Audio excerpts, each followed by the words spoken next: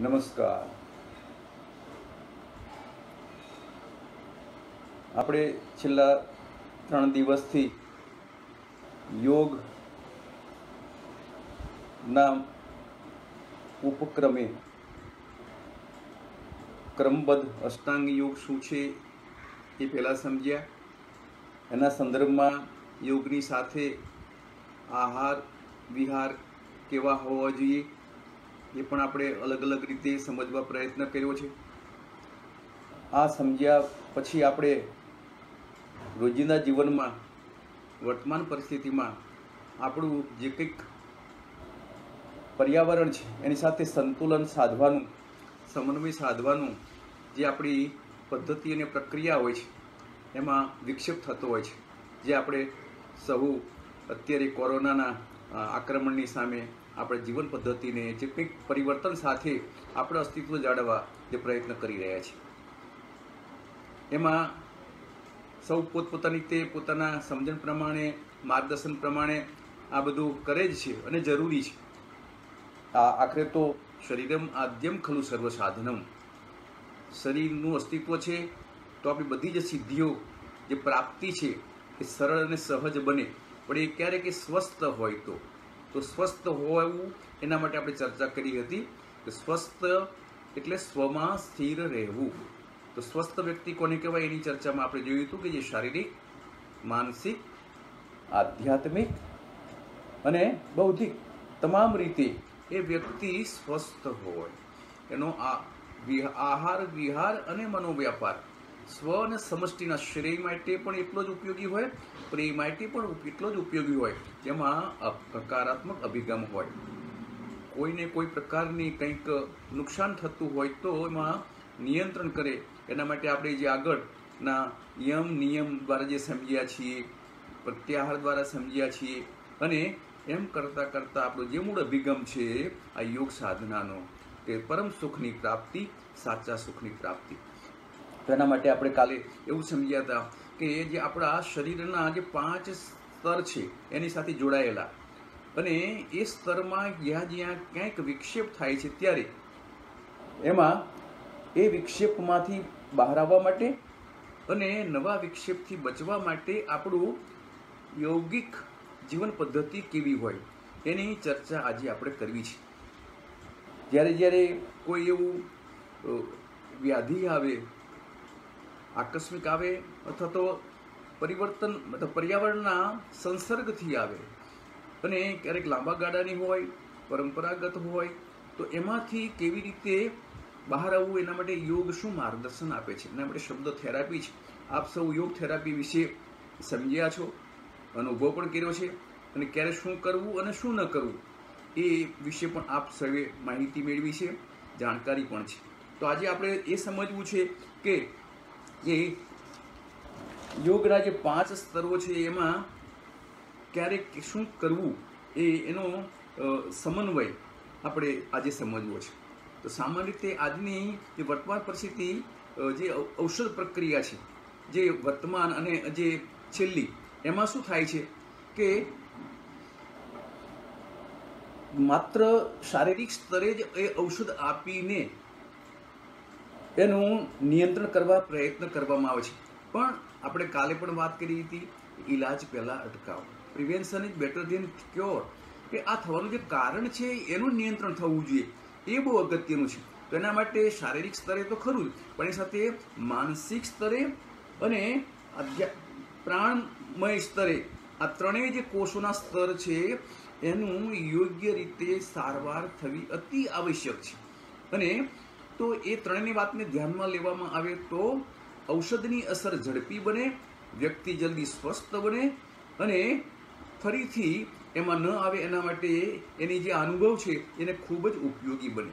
તો આ રીતે આપણે સમન્વય અભિગમ જે છે તમારા પુસ્તકમાં આના વિશે સરસ ટૂંકમાં ચર્ચા કરી છે અને એમાં આપણે એ સમજીએ તો પછી બીમારીમાંથી તો બચી તો જઈએ પણ છે એમાંથી જલ્દી બહાર આવી જઈએ.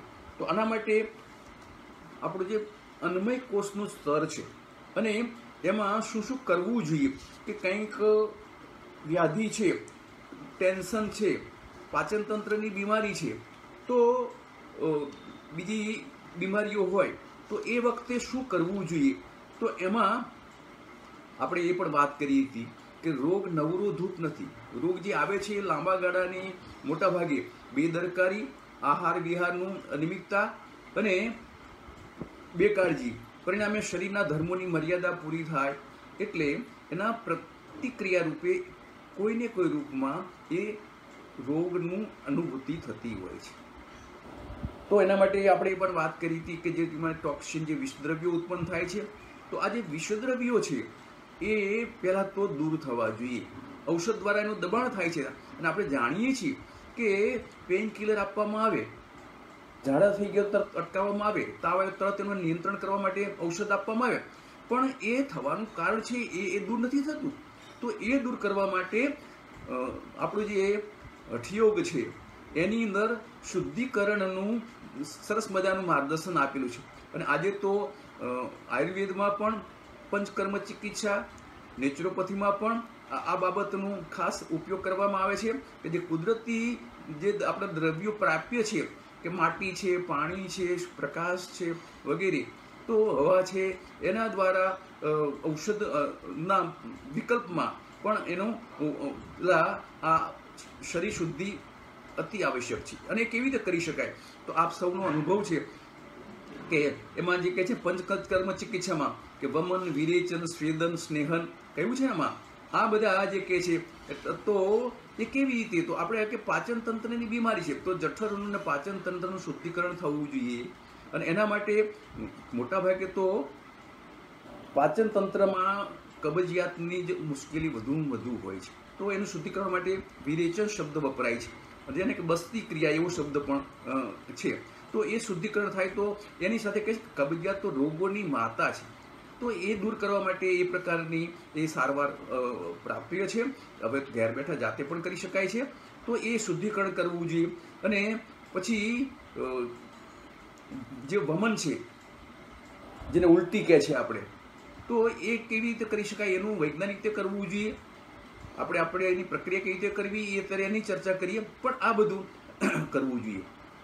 પછી એ સિવાય જે છે ને આપણે માનસિક બાબતોમાં અને જે કે ENT એના માટે છે ને જલનેતિ, આપ શું જાણો છો ને અનુભવ પણ છે આપણી પાસે, તો એ પણ કરવા માટે કહ્યું છે. અને માનસિક શુદ્ધિકરણ માટે અને એની અસર સમગ્ર પાચન તંત્ર ઉપર પણ અને શરીર પર થાય છે. એના માટે કપાલભાતિ શબ્દ પણ છે, એ સૌ આપ જાણો છો. આવી જે પ્રક્રિયાઓ શુદ્ધિકરણની છે એ અન્નમય કોષ સ્તરે થાય તો શું થાય છે કે એનાથી જે મુખ્ય કારણ છે ઇલાજ પહેલાં અટકાવવાનો, પછી ઔષધની અસર પણ જલ્દી થશે અને યોગ ક્રિયાઓની અસર પણ એ આપણને બહુ સારી રીતે અસર કરતા બનશે.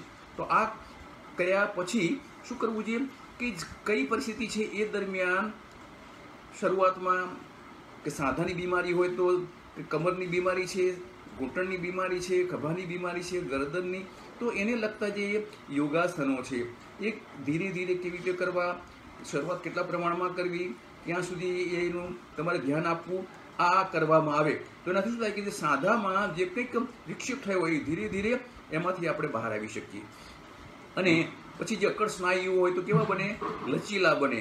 અને પછી તો એ એકની ક્રિયા વારંવાર કરીએ એટલે શું બને છે, ટેવ બને છે, પરિણામે સ્નાયુઓ પછી સક્ષમ બને, સાંધાઓ મજબૂત બને અને આખરે શરીરમાં જે હોવું જોઈએ ક્ષમતા છે, શિથિલતામાંથી એ શારીરિક ક્ષમતા, શક્તિ, આ બધું આપણે પ્રાપ્ય કરી શકીએ છીએ અને આ બધી તકલીફોમાંથી બહાર આવી શકીએ શારીરિક સ્તરે. તો આ માટે આપ સૌ જાણો છો એ પ્રમાણે યોગ્ય પ્રકારના યોગાસનો દ્વારા અને જે કહ્યું તે પ્રમાણે આપણે શારીરિક સ્તરે ધ્યાનમાં આપીએ. એની સાથે જે આપણે અભિગમની વાત કરીને માનસિક સ્તરે પણ તો અતિ આવશ્યક છે. રોગનું મૂળ તો ઉદ્ભવ સ્થાન મોટાભાગે 80% મનમાં થાય છે.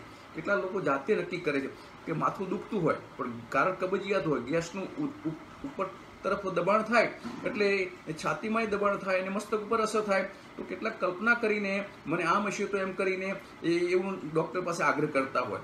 પણ ખરેખર તો એવું કશું હોતું જ નથી. પણ હમણાં જે શુદ્ધિકરણની વાત કરી એ જો કરવામાં આવે તો આમાંથી બહાર આવી શકાય છે. એટલે આવી બાબતોમાં આપણું જે છે શારીરિક સ્તરે આ પ્રકારનું એક બહુ જ ધ્યાન આપવા જેવી વાત છે. પછી પ્રાણમય કોષ જે શરીરની ચેતનાનું મુખ્ય શક્તિ જે છે, સ્ત્રોત, જે વિશ્વ ચેતના જે છે, પ્રાણ, એ આપણે શ્વાસ દ્વારા જે લઈએ છીએ, પણ એનું યોગ્ય રીતે વૈજ્ઞાનિક પદ્ધતિથી ક્રમબદ્ધ રીતે માર્ગદર્શન નીચે નિષ્ણાત ગુરુના એનું શીખીને પછી જાતે જ એ નિયમિત એની ક્રિયા કરવામાં આવે. પ્રાણાયામ, જે કયા પ્રકારના પ્રાણાયામ કેટલા પ્રમાણમાં કરવા, એની જ આખી જે લય છે એ જાળવીને જો કરવામાં આવે તો જે પ્રાણ શક્તિ છે એ શ્વાસ દ્વારા આપણા શરીરના એક એક કોષ સુધી રુધિરના માધ્યમથી પહોંચે છે. અને દરેક કોષ સુધી પહોંચે તો ખરું, પણ ત્યાંથી આપણા શરીરમાં જે વિષ દ્રવ્યો છે એ પાછા આવીને ઉચ્છ્વાસ દ્વારા અને પેશાબ દ્વારા જુદી જુદી રીતે એનો એ શરીરમાંથી એનો નિકાલ થતો હોય છે.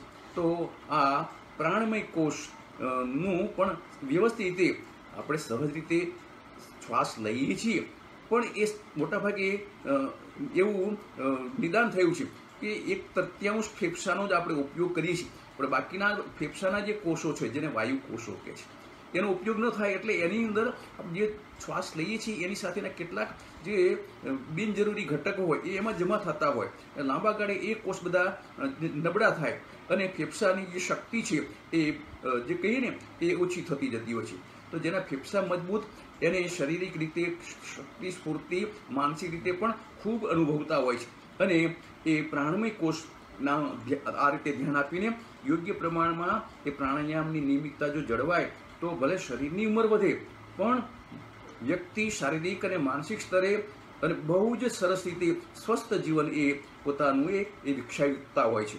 તો આ રીતે આપણે આ બે બાબતનું ધ્યાન આપ્યા પછી બહુ જ અગત્યની વાત એની સાથે જોડાયેલી કઈ છે, મનોમય કોષ. તો આપણે વાત હમણાં ગીતાના માધ્યમથી પણ કરી હતી. અનિયમિત આહાર વિહાર હોય તો બીમારી આવે, અને એને જો નિયમિત હોય તો બીમારીમાંથી બચી જવાય અને યોગ સાધના સરળ બને, સહજ બને, સાધ્ય બને.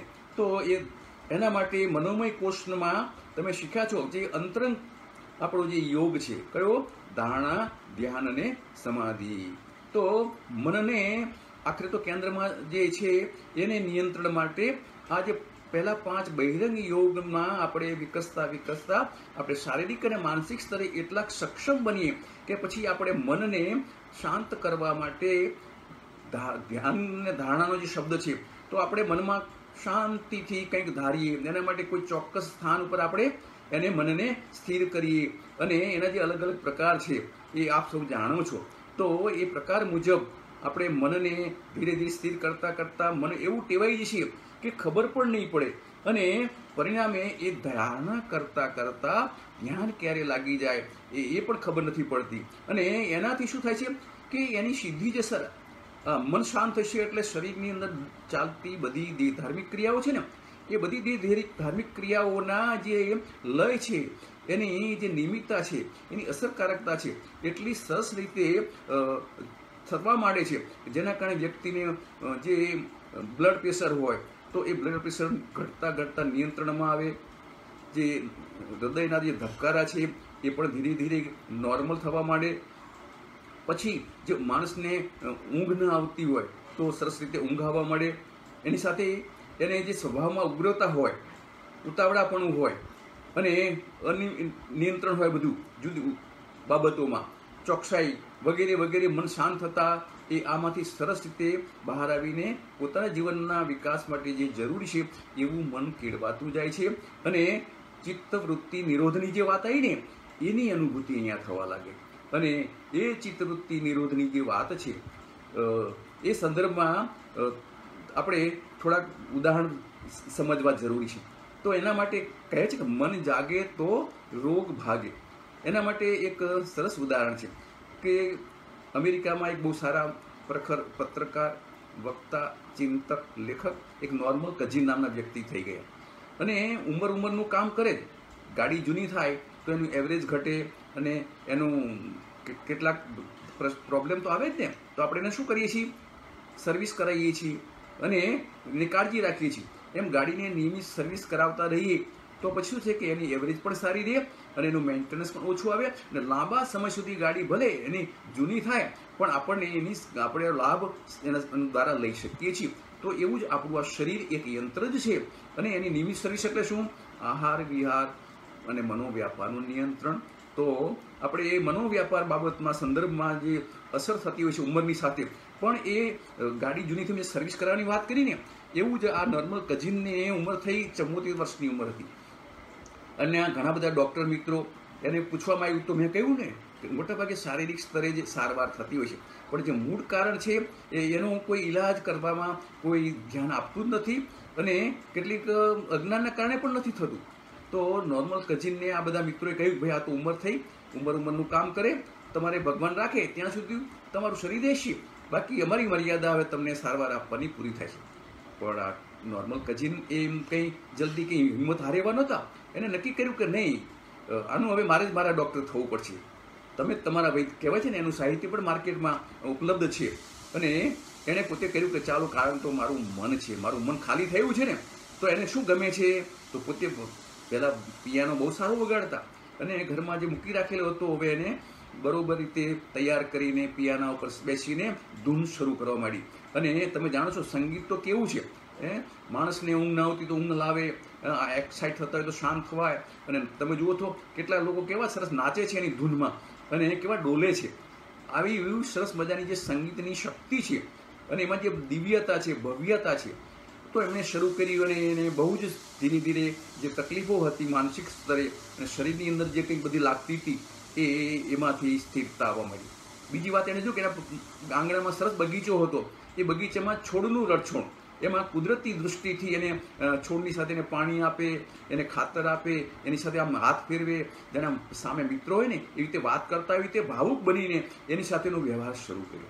અને પરિણામે શરીર ઉપર, મન ઉપર એટલી સરસ અસરો થવા માંડી અને ઔષધોની તો ધીરે ધીરે ઘટતા ગયા અને થોડા સમય પછી એટલા સ્વસ્થ થઈ ગયા કે એની શક્તિ, સ્ફૂર્તિ તો એટલી બધી વધી ગઈ. અને એના મિત્રોને ખબર પડી કે રે આપણે તો ધારતા હતા કે આ વ્યક્તિ થોડા સમય પછી એનું અસ્તિત્વ નહીં હોય, એના માટે આટલું સરસ એનું જીવન બન્યું છે, તો એને મળવા આવવા લાગ્યા. તમે શું કર્યું કે કાંઈ નહીં, મન જાગે તો રોગ ભાગે. અને એમને એમના આ અનુભવના આધારે ઇલનેસ ઓફ એનાટોમી એ ઇંગ્લિશમાં એને પુસ્તક લખ્યું, એનું ગુજરાતી પ્રકાશન અહીંયા પ્રાપ્ય છે નવનીતનું, કે જેને કહે છે કે મન જાગે તો રોગ ભાગે. એ વાંચવા જેવું છે અને સમજવા જેવું છે, એવું આવું સરસ.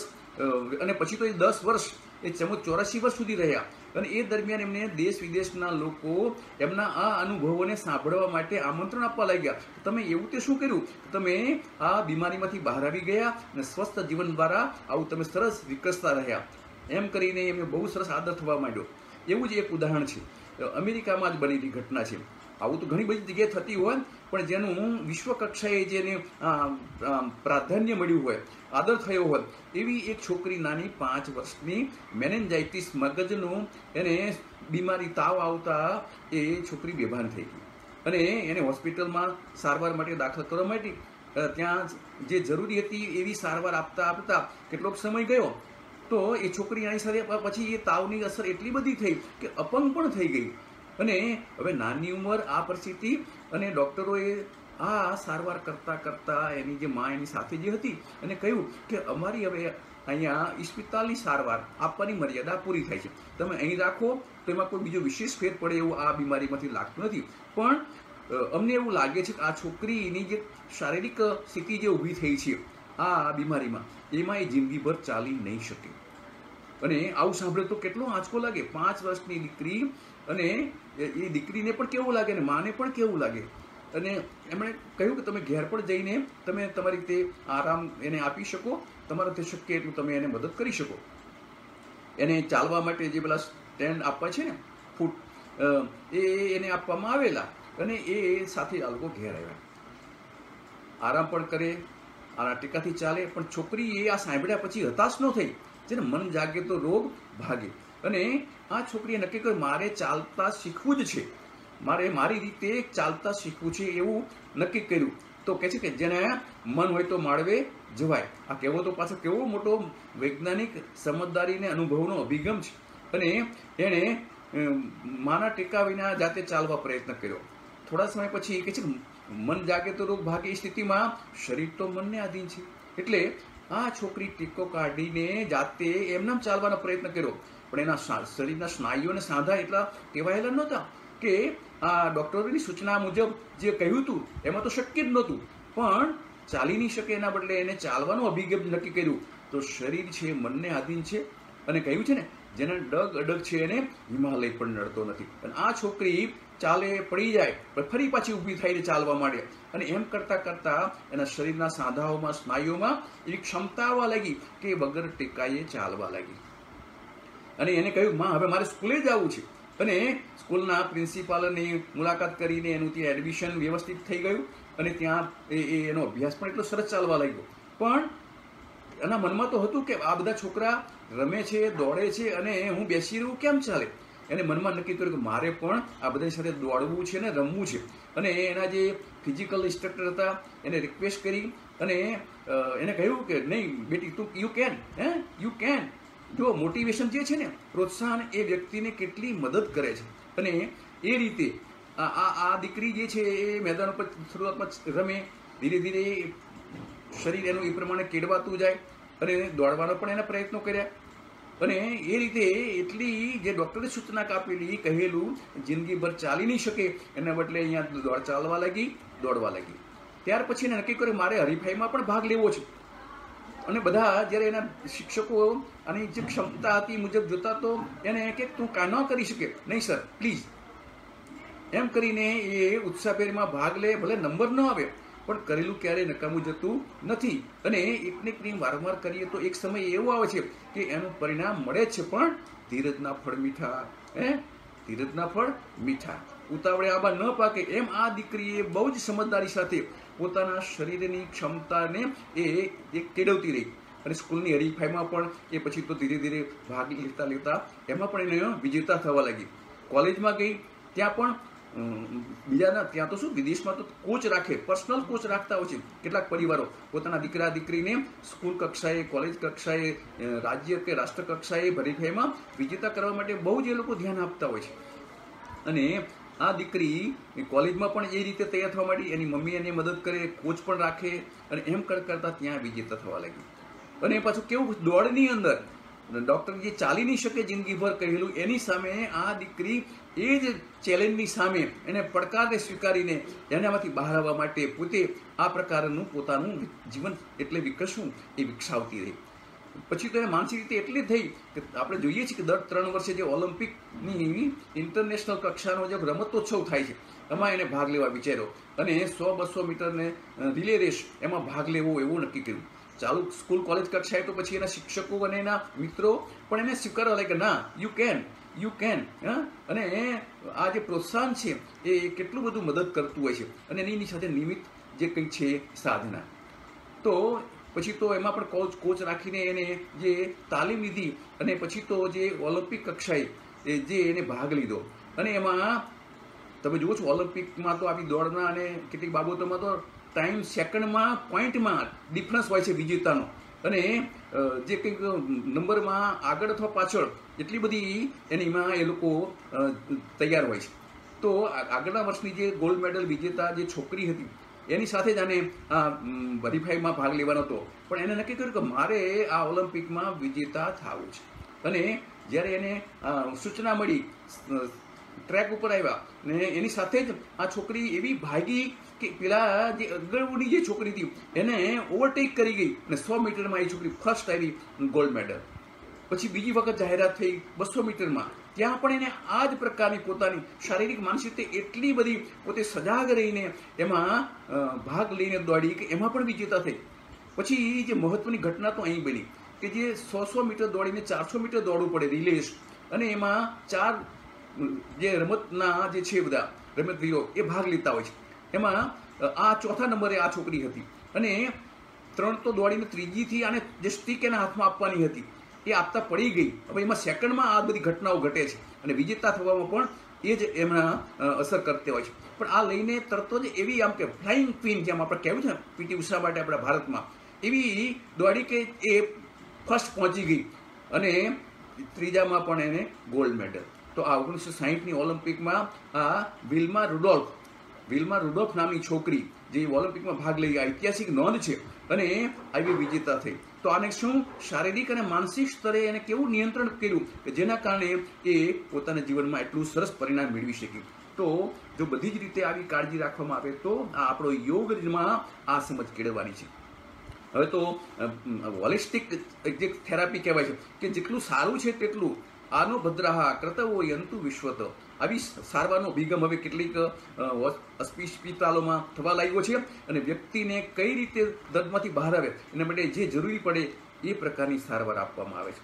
તો આ વાત કરતાં કરતાં આપણે ધારણા ધ્યાનમાં જે વાત કરતા હતા એમાં ખાસ કરીને આપણી જે મૂળ આપણી પરંપરાની સંસ્કૃતિ છે કે ધ્યાન, ભજન, કીર્તન જે કંઈ છે, પૂજા પાઠ, કથા, વાર્તા, આ બધી મનની જ કેળવણી છે, એક પ્રકારની થેરાપી છે.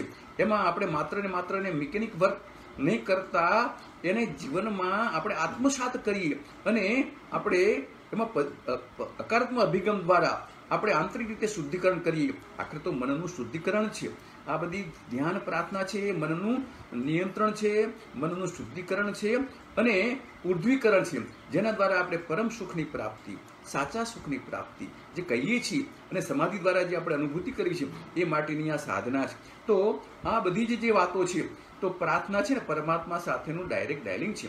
મંત્ર શક્તિની પણ વાત આપણે કરી હતી. મનને તારે તે મંત્ર એનો જપ યજ્ઞ નિયમિત કરતા રહીએ તો આપણે નિયમિત થોડું આપણે પછી કામ કરતા કરી શકાય છે, વાહન ચલાવતા પણ કરી શકાય છે અને આપણે જે નિયમિત જીવનની કેટલીક જવાબદારીઓ હોય રોજિંદી એમાં પણ આપણે બહાર ખબર ન પડે એવી રીતે માનસિક રીતે અજપાજપ દ્વારા આપણે બધું કરી શકીએ. ક્યારેક એવું હોય કે આપણે એમાં શરૂઆતમાં કરીએ અને પછી છેલ્લે સમાપનમાં કરીએ, વચ્ચે આપણા કામમાં વિક્ષેપ ન શક્ય હોય તો આવું એક આપણે માનસિક ક્ષમતા કેળવી, ગણીઓ પર નિયંત્રણ કેળવીએ, સમત્તમ યોગ યુચ્યતે ક્ષમતા કેળવીએ અને સુખમાં છકી ન જઈએ અને તકલીફમાં હિંમત ન હારીએ, દુઃખમાં હિંમત ન હારીએ. આવી ક્ષમતા કેળવીને જો આ પરિસ્થિતિ નિર્માણ થાય તો પછી આપણે છે ને યોગની જે કૃષ્ણ ભગવાને કીધું યોગ કર્મશુ કૌશલમ, આજે બેસ્ટ ટેકનોલોજી માર્કેટમાં આવે છે એમાં તમે જુઓ છો એની પાછળ કામ કરનારા જે શોધકો છે એ બધું ભૂલીને બધું છોડીને રાત દિવસ સતત એની પાછળ મહેનત કરતા હોય છે. તમને ખ્યાલ છે આજે બલ્બની પહેલી શોધ થઈ તો થોમસ આલ્વા એડિસને 3 દિવસ સુધી એ ખાધા પીધા વિના ઊભા એણે કામ કર્યું અને એક ઝબકારો થયો, એના સંશોધનમાં સફળતા પ્રાપ્ત કરી. પણ ક્યારે? એકાગ્રતા અને એની પાછળનો એક જે ને નિડરતા, એમાંથી બેસ્ટ છોડવાની વાત નહીં. એના બાજુ બીજા મિત્રો તો કે આમાં કશું નથી, આમ છે તેમ છે. અને થોમસ આલ્વા એડિસને તો ઘણી બધી શોધો કરેલી અને કેટલાકમાં તો નિષ્ફળતાઓ ગયેલી, પણ એના સાથેના જે મદદનીશો હતા, આસિસ્ટન્ટ જે હતા, એના જે હેલ્પર જે મિકેનિક બધા હોય એ એના મોડેલ બનાવે પણ પછી નિષ્ફળતા એ કરે કે તમે આવાના બધા પ્લાન લાવો છો પણ નિષ્ફળતા નથી મળતી, ત્યારે એનો હકારાત્મક અભિગમ કેવો? અરે તમે એટલું તો સમજો કે આટલા આપણે નિષ્ફળ ગયા છીએ તો બીજા લોકો આવી બાબતોમાંથી બચી જશે, એમને તો એટલી મહેનત નહીં કરવી પડે ને. આમ કરીને હળવાશથી લે. આવું જે માનસિકતા, ભાવુકતા જે છે એનું નિયંત્રણ કરીને વ્યક્તિ જો કામ કરી રાખે તો એમાં ક્વોલિટી બને જ. એટલા માટે જ આપણે જે 4 પરિભાષાઓને આપણે સમજ્યા છીએ. કઈ? અનુશાસન, ચિત્તવૃત્તિ, નિરોધ અને ક્ષમતા. આ કેળવીએ તો પછી આપણું મન કેવું બને? શાંત બને. શાંત બને આપણે ધારણા ધ્યાન કરવું છે ને, સમાધિની જે અનુભૂતિ કરવી છે એ સચોટ વ્યાખ્યા યોગ ચિત્તવૃત્તિ નિરોધ. એની અનુભૂતિ થવા લાગે પછી જાગતા હોય તો આપણે એની અનુભૂતિ કરી શકીએ અને જીવનમાં અવારનવાર આપણને એનો લાભ દ્વારા મન શાંત થાય એટલે કાર્ય સરસ જ થાય. અને એના માટે જે જરૂરી એકાગ્રતા છે એ કેળવવા માટે આ બધી બાબતો જે છે એમાં ક્યાં બને? વિજ્ઞાનમય કોષમાં. આ બધી વાતો છે વિજ્ઞાનમય કોષમાં આ જાગૃતિ આવે, સમજણ આવે. વિજ્ઞાનમાં શું છે? બુદ્ધિની જાગૃતિ. બુદ્ધિ એટલે પ્રતિકૂળ પરિસ્થિતિમાં જે નિયંત્રણ કરવું, એમાંથી બહાર આવવું, એને બુદ્ધિ કહે છે. તો જે બુદ્ધિ જે આપી છે, કાલે વાત કરી મનુષ્ય અને પશુમાં ફેર શું? તો મનુષ્યમાં એક બુદ્ધિ પશુ કરતાં વિશેષ છે, એટલે એના કરતાં એ વધારે જીવનમાં એ વિકસી શક્યો છે. તો આ આપણા જીવનમાં જે આવતી કેટલીક બાબતો આપણા મનમાં વંટોળો આવે, કામના, ક્રોધના, લોભના, કહ્યું હતું ને આપણે અંતઃશત્રુઓ, આ બધી બાબતો આપણા રોગ ઉત્પન્ન કરવામાં બહુ ઉપયોગ થાય છે, એટલે એની અસર થાય છે. આ હાર્ટ એટેક કેમ આવે છે? હાર્ટ એટેક આવવાની પાછળ તો વારંવાર ક્રોધ આવતો હોય એટલે એની અસર હાર્ટ ઉપર થાય જ છે. અને પછી એક સમય એવો આવે કે વારંવાર એના કારણે પછી જે આર્ટરી છે એમાં સંકોચન થાય, એટલે એ આર્ટરી સંકોચાતા હૃદયને જે લોહી પહોંચાડવું પડે એમાં શું થાય? ન પહોંચી શકે એટલે હૃદય કામ કરતું બંધ થાય. બહારથી આ બધું નથી દેખાતું. આપણી સ્થૂળ ક્રિયાઓની સૂક્ષ્મ અસરો એટલી બધી થતી હોય છે, જો પણ એના બદલે આપણે જો સમજદારીથી જે છે ને વાસ્તવિકતાનો સ્વીકાર કરીએ તો કેવું બને કે આપણે શારીરિક રીતે, માનસિક સ્તરે, આંતરિક સ્તરે એટલી રીતે હળવાશથી આપણા જીવનનું સ્વાસ્થ્ય જાળવતા જીવનનું જે સાચું સુખ પ્રાપ્ત કરવું છે એમાં સતત વિકસતા રહીએ. અને આના માટે જે આપણે કંઈક જે મેળવવું છે એ માત્ર ને માત્ર ભૌતિક સંપત્તિમાં કે સાધનોમાં આવું બધું નથી. એ જે છે તે સાચું ને સારું છે એને સ્વીકારવામાં છે. અને એ બધી બાબતોમાંથી આપણે આ રીતે સ્વીકાર કરતા મનની એક અપાર શાંતિ પ્રાપ્ત કરી શકીએ, સાચા સુખની પ્રાપ્ત કરી શકીએ. અને જે આપણે મેળવવું છે તે આનંદમય કોષ સ્તરે જે અંદર જે રહેલો છે આપણો આત્મા, એમાં આપણે પછી અંતર્મુખ થઈને જે ધારણા ધ્યાનની વાત કરતા હતા ને, તો એમાં અંતર્મુખ થઈને આપણે જે આપણું જે મંત્ર જાપ છે એનું સ્મરણ કરતા એક હૃદય સ્થાનમાં પ્રકાશનું સ્થાન છે. અને પ્રકાશ જે છે એમાં એક આપણું જે આપણે જે સાકાર ઉપાસનાવાળા જે છે એ મિત્રો એક પોતાના ઈષ્ટની ત્યાં ધ્યાન કરે. અને એ ધ્યાન કરતા મને એવું શાંત અને સ્થિર થશે. આ જાગૃતિ આનંદમય કોષની છે. અને પછી જે પરમ સુખની પ્રાપ્તિની, સાચા સુખની પ્રાપ્તિની જે અનુભૂતિ કરવી છે એ બધી થઈ શકે. આ બધું કરવામાં આપણે કોઈ ડૉક્ટરની જરૂર નથી પડતી, કોઈ દવાની જરૂર નથી પડતી, કોઈ બીજા સાધનની જરૂર નથી પડતી. મુખ્ય સાધન કયું? શરીરમ આદ્યમ ખલુ સર્વ સાધનમ. જીવનની સર્વશ્રેષ્ઠ સિદ્ધિઓ પ્રાપ્ત કરવા માટે શરીર એ જ શ્રેષ્ઠ સાધન છે. અને એના દ્વારા આપણી જાગૃતિ સાથે આપણા મનને કેળવીએ, શરીરને કેળવીએ, જીવનને કેળવીએ, તો પછી આપણે જે જીવનમાં જે જોઈએ છીએ તે આપણને કોઈ અભાવ નહીં લાગે. કોઈના પ્રત્યે આપણને જે કંઈક છે ને એ બધું સરસ લાગશે. કેવું સરસ લાગશે કે કોઈનામાં મર્યાદા દરેકમાં હોય, એમાં પણ એ મર્યાદાનો પણ આપણે સ્વીકાર કરીએ, આપણી મર્યાદા છે એને પણ આપણે ઓળખીએ. અને એમના પછી આપણે કોઈ પ્રકારની રાગ દ્વેષથી બચીને આપણે શરીરનું, મનનું અને આત્માનું એવું એક સંતુલન જાળવીએ. વિચારોને સરસ એવી રીતે આમ કહીને સરસ સ્મૂધ બનાવીએ. અને બધી જ બાબતોમાં આપણને જ્યાં જુઓ ત્યાં રામજી વાસે અખિલ બ્રહ્માંડમાં એકતું શ્રીહરિ ઈશાવાસ્ય ઇદમ સર્વમ, સર્વત્ર ભગવત દર્શન થવા લાગે. અને પરિણામે આપણે જે અનુભૂતિ કરવી છે બહારથી ન દેખાય એવી સૂક્ષ્મ અનુભૂતિ, દિવ્યાનુભૂતિ આપણે એવી માની શકીશું કે જીવનમાં જે કંઈક પ્રાપ્ત કરવું છે એ આપણને સહજ અને સરળ બનશે. એના માટે જંગલમાં જવાની જરૂર નથી, એમાં સંસાર ત્યાગ કરવાની જરૂર નથી. એમાં આ ભૌતિક જે આપણે કંઈક હોય છે એ ભૌતિક જે સુખ છે એમાંથી પણ કંઈ છોડવાની જરૂર નથી. માત્ર ને માત્ર સમજદારી સાથે નિયંત્રણની જરૂર છે. તો આવું આપણે આ જે બીમારીનું શાસ્ત્ર છે એમાં આવા સમજદારીના અભિગમ સાથે જો આપણે કરવા માંડીએ તો પછી એમાં જે કંઈક આપણે દોડીને ડૉક્ટર પાસે જવું છે, અને તમે જુઓ છો એનાથી શું બને છે? રોગ પ્રતિકારક ક્ષમતાની જે વાત આપ સૌ સમજો છો, જેને શું કહે છે? ઇમ્યુનિટી. આજે તમે જુઓ છો કોરોનામાં કેટલાક લોકો ઉંમરલાયક હોવા છતાં પણ એને માનસિક રીતે એટલા સજ્જ બને છે અને કોરોનાને મહાત કરીને પાછા સ્વસ્થ બનીને પાછા આવે છે. અને કેટલાક એમાં એટલા બધા માનસિક રીતે આઘાત અનુભવેલા છે કે શરીર મનને આધીન છે, એટલે એના હાર્ટ ઉપર, એના ફેફસા પર એની અસર વધારે ઝડપથી થાય. અને એ નકારાત્મક અભિગમના કારણે એ બીમારીમાંથી કેટલાક નથી બચતા. તો આ બધી બાબતો જે છે એને હંમેશા સમજીને રોજિંદા જીવનમાં આપણે આત્મસાત કરીને આપણે જો ચાલતા રહીશું તો પછી જીવનની તમામ સમસ્યાઓ જે છે એમાં આપણે સ્વીકાર કરીને એમાંથી સમયસર બહાર નીકળીને આપણે એનાથી દુઃખની અનુભૂતિ નહીં કરતા.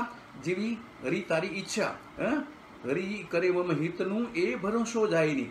આને વાસ્તવિકતાનો સ્વીકાર કરી અને પછી अब સ્વાપદિયાસ જીવન કા સબ ભાર તુમ્હારે હાથો મેં, આવું આપણે ભગવત શરણ જે છે ને સ્વીકારીને સમર્પિત થઈને એને સોંપી દઈએ. અને પછી આપણો જે કર્મ યોગ છે એને ભક્તિ યોગ સમજીને આપણે સમજદારીના જ્ઞાન યોગ દ્વારા આપણે તાજા પુષ્પોને પ્રભુના ચરણોમાં સુંદર સુગંધને એમાં રહેલી જે છે કોમળતાને કારણે જે અર્પણ થાય છે એવું જ આપણું જીવન પુષ્પ જેવું બનાવીને આપણે અર્પણ થતા રહીએ. એવી શુભેચ્છા સાથે આપણો આજે કંઈ વાત સમજવા જેવી હતી અભ્યાસક્રમના સંદર્ભમાં એને અહીંયા વિરામ કરીએ છીએ.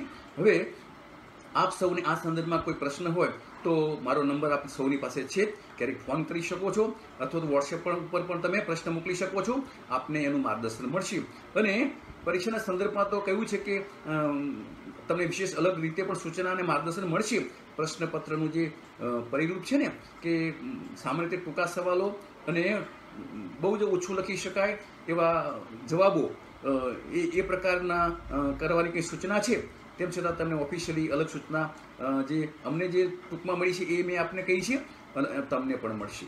અને તેમ છતાં આપણે જે આપણી પાસે જે બધી નોંધ છે વર્ગમાં કરાવેલી અને અત્યારે ચર્ચામાં આપણે જે પુનરાવર્તમાં જે કંઈક લીધું છે તે સમજવા માટે જે પ્રયત્ન કરીશું તે એ તો બધું આપણે પરીક્ષાલક્ષી છે. પણ વિશેષ તો આપણે આ યોગ દ્વારા શારીરિક અને માનસિક સ્વાસ્થ્ય કેળવીને જાળવીને જીવનમાં સાચા સુખની પ્રાપ્તિની અનુભૂતિ કરતાં કરતાં બસ ચરઈ વેતી બસ ચાલતા રહીએ, વહેતા રહીએ, વિકસતા રહીએ. તો પછી આપણને જ્યાં જુઓ ત્યાં બસ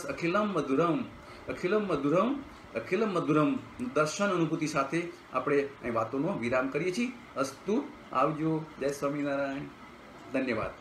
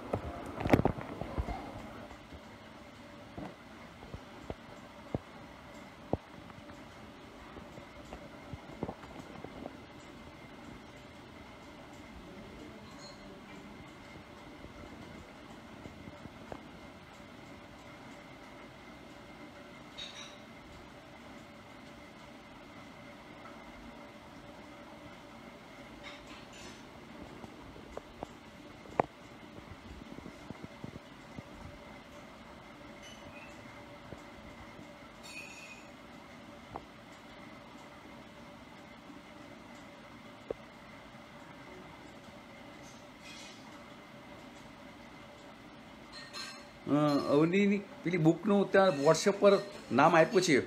નામ છે ગુણવંત શાહ, મરો ત્યાં સુધી જીવો, RR પ્રકાશન છે.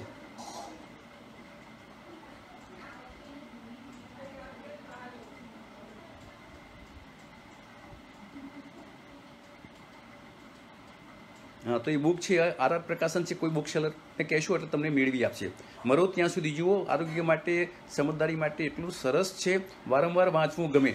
અને આપણી જીવનની સમજદારી છે ને આહાર વિહાર મનોવ્યાપારની એટલી સરળ બની જશે અને સાચી દિશામાં જીવનને છે ને વિકાસ કરવામાં બહુ ઉપયોગી થાય એવી એ બુક છે. મરો ત્યાં સુધી જુઓ, ગુણવંત શાહ, RR પ્રકાશન છે.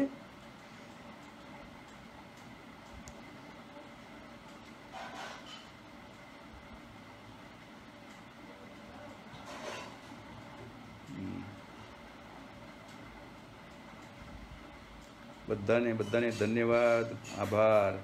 ખૂબ ટેકનોલોજી દ્વારા બધાને મળાયું અને સરસ મજાનો સત્સંગ થયો.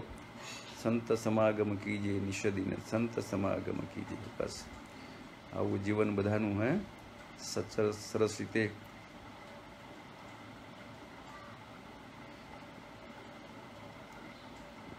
આપ સૌનો ભાવ, લાગણી, પ્રેમ છે ને એ યાદ કરીએ છીએ. અને તો આપ સૌનું જીવન આવું સરસ સુંદર બને, સ્વસ્થ બને પારિવારિક સાથે વિકસતું રહે એવી રોજ પ્રાર્થના આપ સૌના માટે થયા કરે છે. ધન્યવાદ.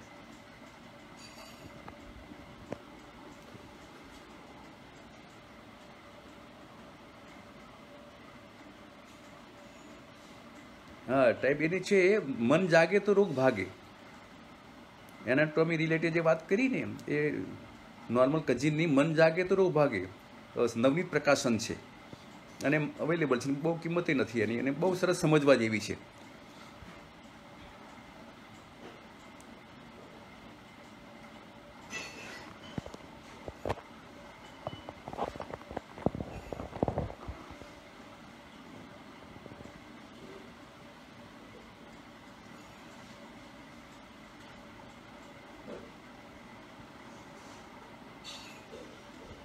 હા, સ્વામી વિવેકાનંદ રિસર્ચ છે બેંગ્લોરમાં, સ્વામી વિવેકાનંદ યોગ સંશોધન સંસ્થાન. એમાં આવા બધા સરસ મજાના એ લોકોએ સંશોધનની બુકો પણ બહાર પડી છે. અને આપણું યુનિવર્સિટી ગ્રંથિનારાયણ મોણ ગુજરાત વિદ્યાપીઠના કોર્નર ઉપર પાટનગર ભવન છે ને એમાં એનો સ્ટોલ છે અને આ બધી બુક્સ ત્યાં મળે છે અને સસ્તી છે અને સારી સમજવા જેવી છે. રસ હોય વાંચવાનો અને સંશોધનનો એના માટે બહુ ઉપયોગી થાય એવું છે.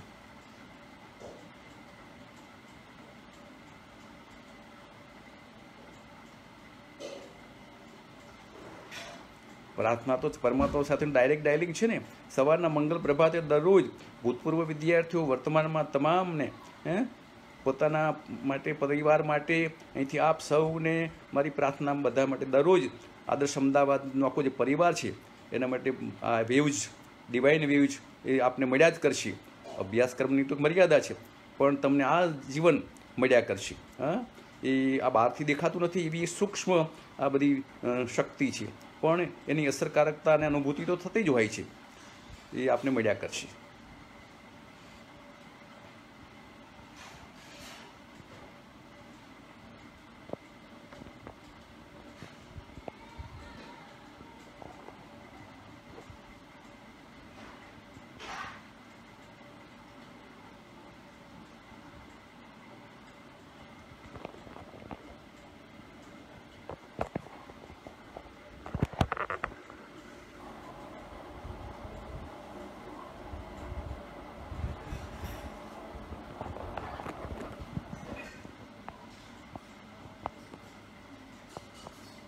વાહ, દીપાબેન થેન્ક યુ.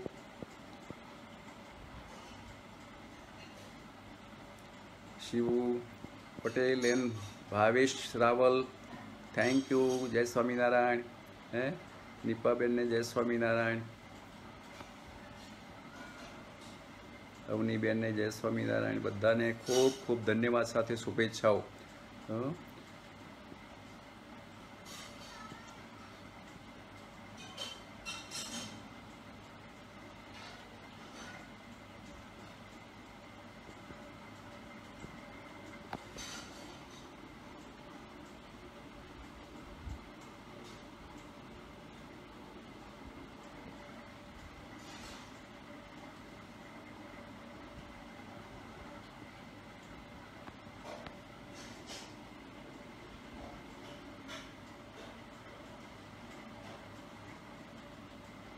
સંગીતાબેનને જય સ્વામિનારાયણ. સંગીતાબેન જય સ્વામિનારાયણ. Thank you.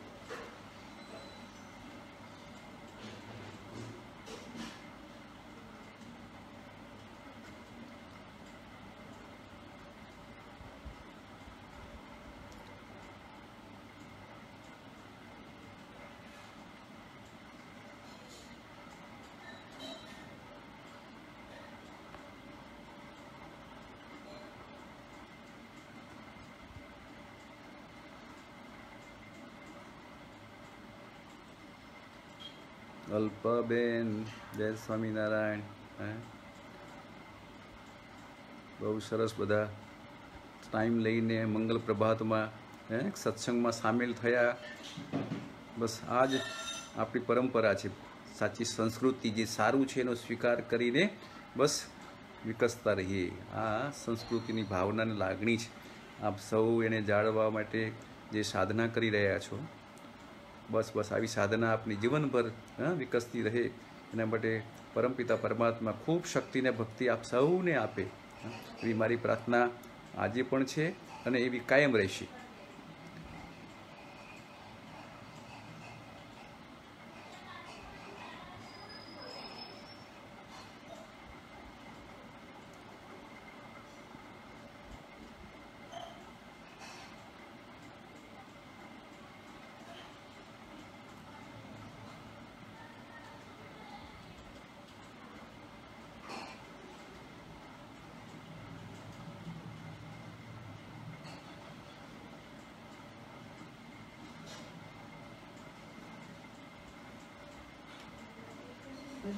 પતિ સરસ રીતે બધાને મેસેજ પણ સામાન thank you sir, thank you sir.